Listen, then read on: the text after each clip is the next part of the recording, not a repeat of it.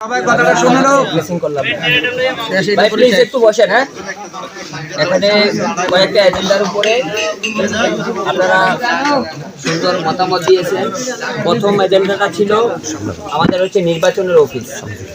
আমরা কিন্তু ধরেন হলে ঈদগার আশেপাশে যদি নির্বাচনী অফিস হয় সবচেয়ে ভালো হয়, এটাই অনেকেই মতামত দিয়েছেন।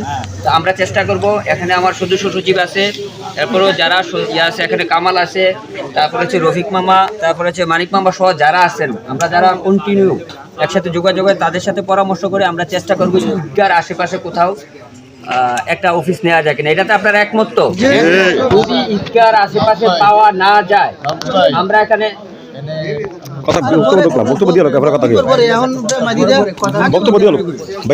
এখানে ঈদগার আশেপাশে যদি পাওয়া না যায়, এখানে আমরা এই সিরিয়ালে যারা আসি মোটামুটি আমাদের সাথে কন্টিনিউ কিন্তু 20-25 জনের আমরা নেতৃবৃন্দ কিন্তু দেখা হয়, তাদের সাথে যোগাযোগ কইরা যেখানে ভালো হয় নিলে আপনার আর কোনো আপত্তি আছে কিনা? আচ্ছা, তাহলে আমরা একটা সিদ্ধান্তে পৌঁছলাম হলো অফিসটার ব্যাপারে। আর নির্বাচনী প্রচারণার সময় কিন্তু খুব কম। আমরা চাই আগামীকাল থেকে আমাদের পুরুষের যে নির্বাচনী প্রচারণা এটা আমরা আগামীকাল থেকে শুরু করতে চাই। কারণ আপনারা কি একমত কিনা সেটা? তাহলে আগামীকাল আমরা ধরেন হলো 9টায়, আমি ভাই টাইমটা কি 9টায় দিই,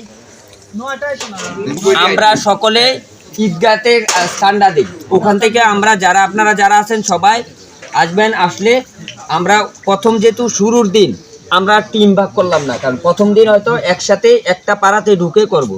শুধু ভাই এখন নির্বাচনী প্রচারণা আপনি শুধু ধানের শীষে ভোট দিয়ে এই কথাটা বললে কিন্তু এগো না, কারণ নির্বাচনের কিছু কৌশল আছে। আপনাকে কেন ভোট দিবে এই জিনিসটা কিন্তু আপনি বুঝাইতে হবে, তাই না? আমাদের দলের 31টা দফা আছে, এটা আমাদের যারা নেতৃবৃন্দ আছেন তারা কিন্তু জানেন। এই 31 দফার আলোকে কিন্তু আমরা বলবো, আমরা আপনাদের ভোটে নির্বাচিত হয়ে যদি আমার দল বিএনপি যদি রাষ্ট্র পরিচালনার দায়িত্বে দেয় এই সুযোগ সুবিধাগুলা আপনারা পাবেন। আর বিগত দিনে দিছে কিনা এইটারও আমরা 1991 সালে বিএনপি যখন রাষ্ট্র পরিচালনার দায়িত্ব ছিল তখন মেয়েদের ক্ষেত্রে অবৈতনিক শিক্ষা, তারপরে উপবৃত্তি, কৃষকদের জন্য যে কৃষি ঋণ এগুলা মওকুফ করছিল। তার মানে বিএনপি ক্ষমতায় থাকলে কথা দিলে সেই কথা যে রাখে, এই জিনিসগুলো আমরা সাধারণ মানুষকে বুঝাইতে হবে। তো এইগুলা যখন আমরা সম্মিলিতভাবে করব, আমাদের যে আরও কিছু পরিকল্পনা আছে, ফ্যামিলি কার্ড, কৃষক কার্ড, এই জিনিসগুলো তাদের সামনে তুলে ধরতে হইব। তো কালকে ইনশাল্লাহ আমরা তাইলে নির্বাচনী প্রচারণটা কালকে থেকেই শুরু করবো ইনশাল্লাহ। কালকে বিকালে আমরা বলে দিই, এখানে আপনাদেরকে দাওয়াত দিই, কালকে বিকালে আমাদের ইউনিয়নের একটা বিএনপির কেন্দ্র কমিটির কে ডাকাইছে, আপনারা ওখানে আপনাদের দাওয়াত, আপনারা যাবেন। এটা হচ্ছে ফাঁক দিয়ে আমি বলে দিলাম।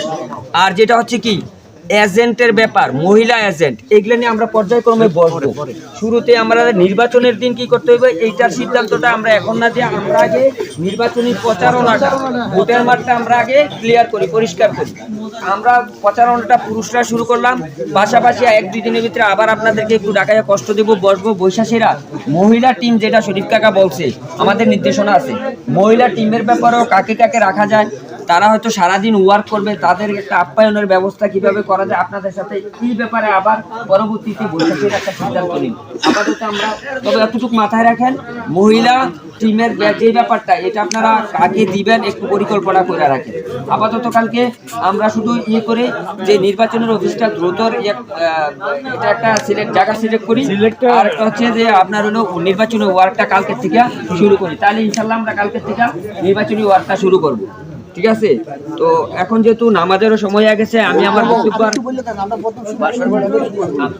আমরা যেহেতু নামাজের সময় হয়ে গেছে, তো সকলকে ধন্যবাদ। আপনারা দূর দূরান্ত থেকে আসছেন, আইসা আমাদেরকে ডাকে সাড়া দিয়ে আমাদেরকে যে নির্বাচনের এই যে ভোটের সহযোগিতা করতে আসছেন, আপনাদেরকে আবারও ধন্যবাদ জানাই। আর একটু ফাঁক দিয়ে একটা কথা বলি যে আমাদের গুপ্ত সংগঠন প্রতিপক্ষ যারা করতে আসে, হ্যাঁ এইটা ঠিক, আপনার কাছ থেকে যদি আপনার ফ্যামিলির কাছ থেকে যদি কেউ কার্ড নিতে আসে তাকে ধরবেন, যদি আমাকে ফোন দিবেন বা আমাদের পরে যারা আছে তাদেরকেও কথা হচ্ছে যে সরকারি গভর্নমেন্ট এরকম যদি ইয়ে থাকে রুলস রেগুলেশন, সে যদি কাগজ দেখাইতে পারে আমাদের কোনো সমস্যা নেই, কিন্তু না হইলে কেন নিচ্ছে সেইটার জবাব দিতে করতে হবে, তাই না? আর বিশেষ করে হচ্ছে আপনার বাড়িটা আপনি কিন্তু ভাড়া দিতে পারবেন, আমার কিন্তু সম্ভব না আমি আপনার বাড়িতে যাই চেক দেওয়ার মতো।